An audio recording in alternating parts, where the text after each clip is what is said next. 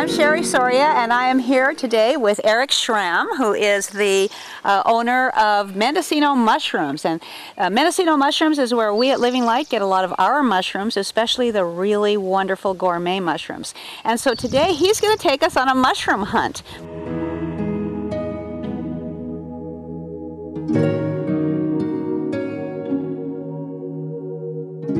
Greetings from the California coast, and thanks for joining us on Vegetarianism, the Noble Way of Living. Today, Chef Sherry Soria of Living Light Culinary Arts Institute takes us on a visit with Eric Schramm at the Mendocino Mushroom Company.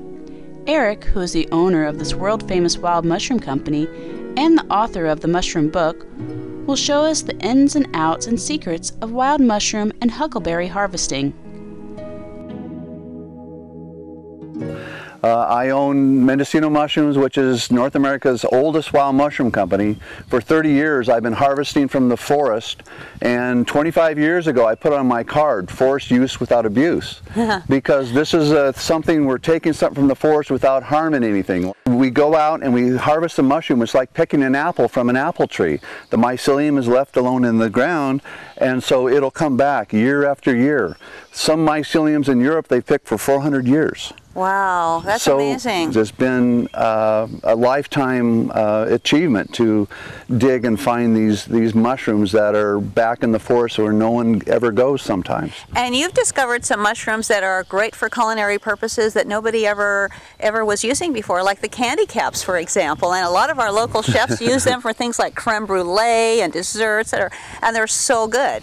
That's why I love doing things like this, is because it's a chance to educate people about the wonderful things that come from the forest. And when you work with the forest like that, everybody wins. The forest wins, the people that pick them win, the people that eat them win. You know, the Japanese and Chinese have used medicinal mushrooms for 2,000 years. Tell us a little bit more about some of the kinds of mushrooms that you offer. I know you supply them to some of the best chefs in the world, I mean, from New York to California. Yeah, we start our season here with a local porcini. Of course, it's in Italy it's a porcini. Here locally it's called a gamboni. The only place in the world where they call this. And in the mountains it's called a bolete.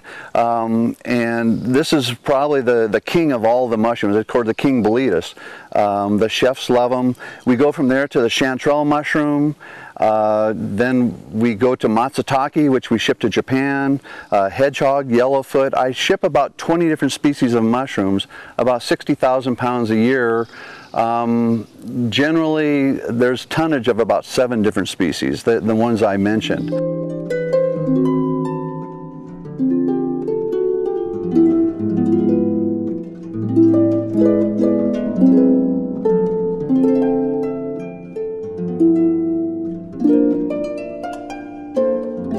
We also do huckleberries, which start here, and we have this huckleberry bush right next to us here, of course. And the reason I have this property that I live on is because of the huckleberries. That there are hundreds of wild huckleberry bushes here that just thrive. And when I saw this, I said, I have to have this property, and worked hard to get it. And now this property produces about 500 pounds of little tiny huckleberries. These are a coastal huckleberry, not the big mountain huckleberry. And they're the most labor-intensive berry that exists in the world. And one of the great things about huckleberries that maybe a lot of people don't know is that they're actually higher in antioxidants by far than even blueberries, which are some of the high antioxidant berries. So they're really wonderful, and they're called different things in different places. Bilberries in Europe, I think. Yes. Yeah, and this is an area that is so rich in abundance of forest products. I'd like you to tell us a little bit about the Mendocino Mushroom Festival that we have here every year. We started this wonderful festival. I actually planted seeds for it 17 years ago, and 10 years ago it finally came together, and we have a week to 10 days of beautiful events, all featured around mushrooms. We have mushroom dinners. The mushroom world is so different in tasting. Most people don't understand that a chanterelle and a porcini and a morel or horn of plenty, the whole flavor gamut is incredible, and so many people don't understand that. One of the things that really makes my knuckles rise is when somebody says, I hate mushrooms. Yeah, and as general as if they hate all mushrooms and they really only ever tasted one. Yeah, and they've never tried the wild mushrooms that are just so incredibly flavorful. And delicate. Yeah, wonderful, and some of them are strong like the candy cap. But the Mushroom Festival features all these mushrooms, and the chefs will step forward and do that. We have walks that will teach you how to pick mushrooms. We have all kinds of events that where you'll learn to cook mushrooms. And we at Living Light will be showing people how to prepare mushrams without cooking, of course. That's true. And there are a lot of mushrooms that you can eat without cooking, although we recommend that people marinate the mushrooms in some kind of an acidulous broth or water of some kind, salted and acidulated, and that helps to kind of cook it without heat. But they are delicious. Especially, I really like your trumpet royales. Those they're incredible. Oh, they are so good. Well, I can't wait to go for a walk with you, and I brought my little basket. She's ready. We can go and pick some mushrooms. All right, we're off to the mushroom mines. Okay, let's go. If you're good, I'll show you, but you got to keep it a secret. Okay. All right. We won't tell anybody. Okay.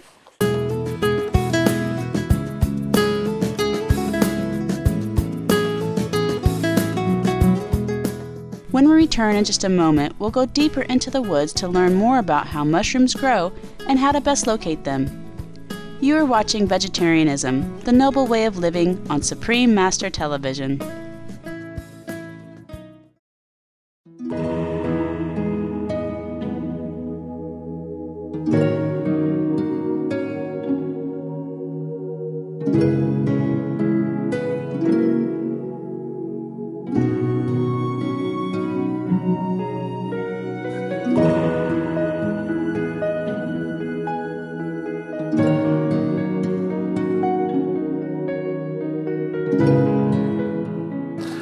This is the way to one of my secret patches, and we have a nice little chanterelle patch that grows right in this area.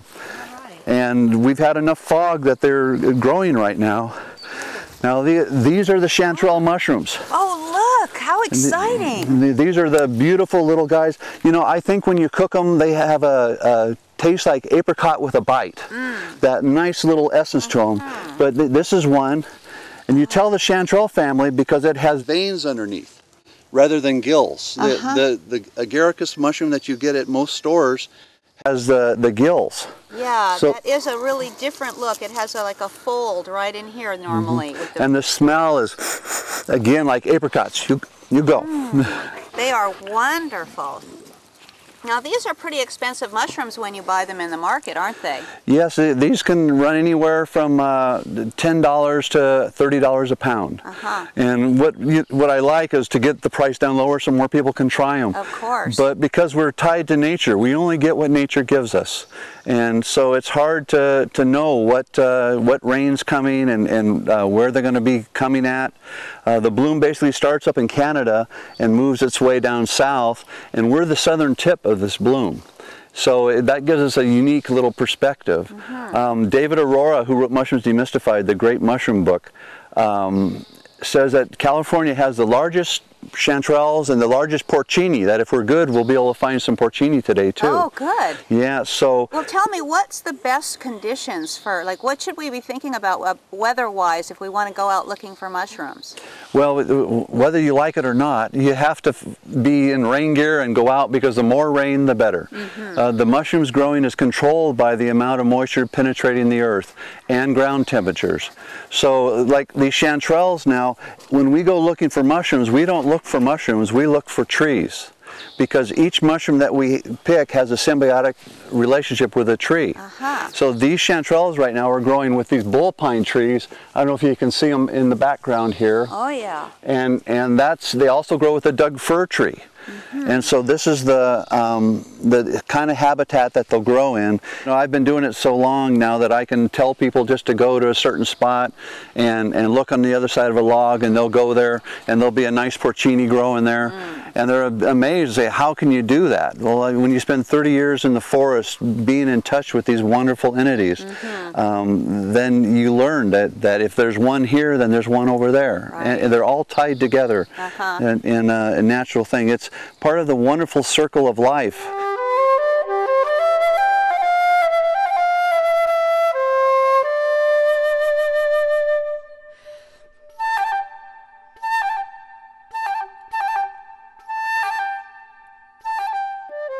Eric reminds us of the elaborate system of nature and the important roles of mushrooms beyond being culinary gems.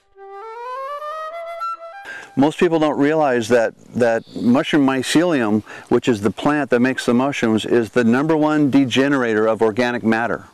That life on the earth couldn't exist as we know it without the mycelium breaking down all the organic matter. We'd be 50 feet underneath all the dead limbs and stuff that fall to the earth. And in that way they make soil. Paul Stamets in his great book, Mycelium Running, says in one size 12 footprint, which is mine, there's 300 miles of mycelium. That's how intricate this is. And this is all part of the circle of life that's so wonderful.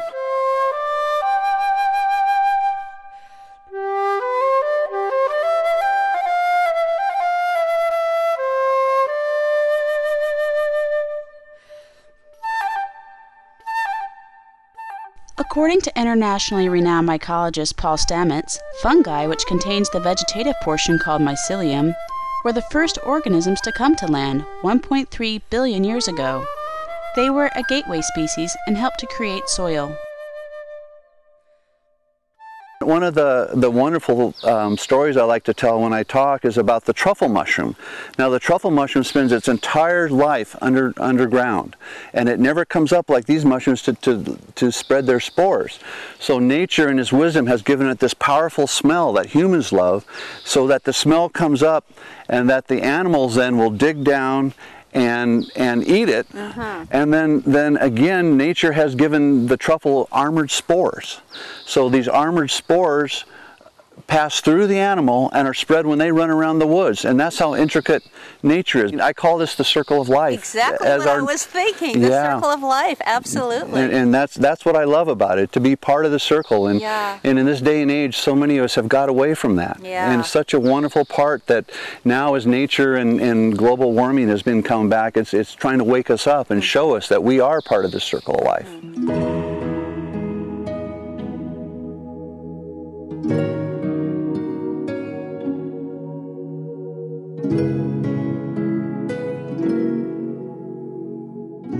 Come back and join us again tomorrow on this informative mushroom mining adventure in Mendocino County with Eric Schramm and Chef Sherry Soria. We'll hear more about the symbiotic relationship between trees and mushrooms, the ever-expanding mushroom, and how to harvest the most labor-intensive berry that exists in the world.